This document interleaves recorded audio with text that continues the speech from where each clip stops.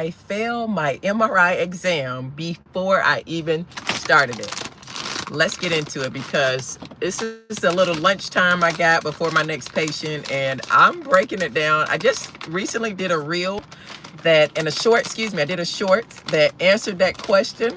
How did you fail your MRI exam without even taking it? Like, it's the craziest thing, y'all. Yeah, I am really embarrassed. It took me a long time. Y'all have been asking me to tell this story, and it took me a long time to actually get on here and make a video. If you haven't seen the shorts already, it takes you through how I actually did that. How in the world do you fail an exam before it even starts? Well, you know, it was a rough time for me. Y'all just don't understand. I had a lot going on. My dad had passed away. I got into nuclear medicine school. I had to drop out of it because my dad was in the ICU. I had to go do that and take care of him. And then after he passed, I needed a year or two off, kind of like to get myself together. I wasn't ready to go back to school, but then I needed a change. Once I got myself together, I was like, I'm doing T. This is too much. I'm working all these crazy shifts. And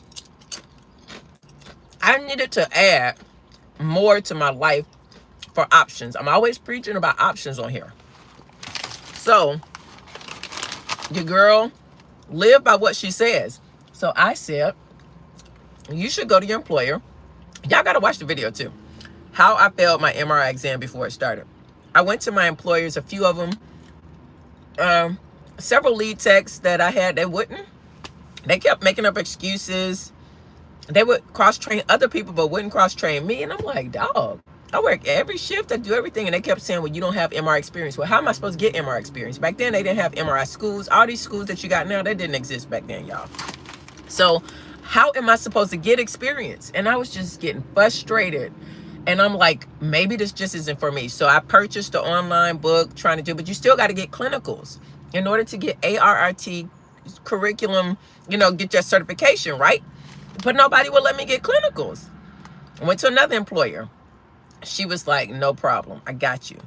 But the lead MRI tech wouldn't let me come in. I was like, what is going on? Another hospital I did PRN. The MRI tech lead said that the CT lead said he didn't want to let me go, so that's why they wouldn't cross-train me in MRI. I'm like, well, what's the problem? The director was like, well, the managers have to agree. We have to. And I'm thinking to myself, what is this? Like, why are you holding me? Good morning, Tavinia Smith. Have you seen how I explained? It took me some years to get up the courage to explain to y'all how I failed my MRI exam without ever taking it.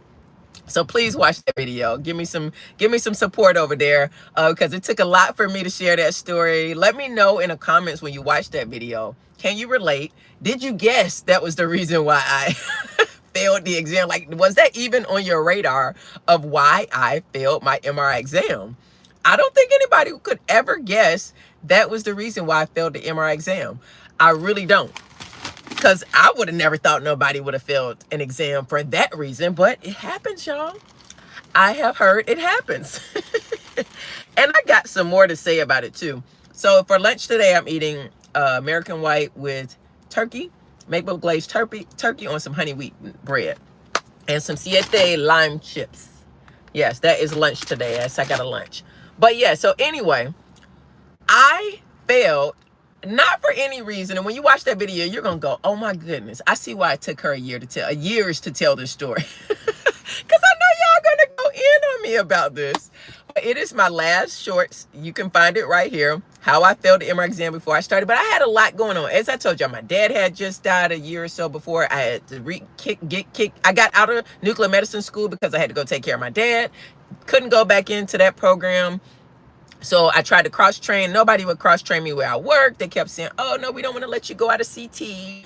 Or the managers can't agree because they know once you learn MRI, you're going to leave CT. It's like, I can do both. But it was like trying to hold me like hostage. I mean, it was crazy. It wouldn't let me grow in my career. And they were good. I never had no problem there, but I just felt like that was wrong. And I know I can't be the only one who has experienced that, but that was part of my career pivot. And I'm doing this whole series. This is the first video of all the series, doing a whole series on pivoting in your career and the things that can hold you back and the reasons why some people are held back. and how a struggle it is. It is a struggle because you want to grow, but people are holding you back in some instances, and or you don't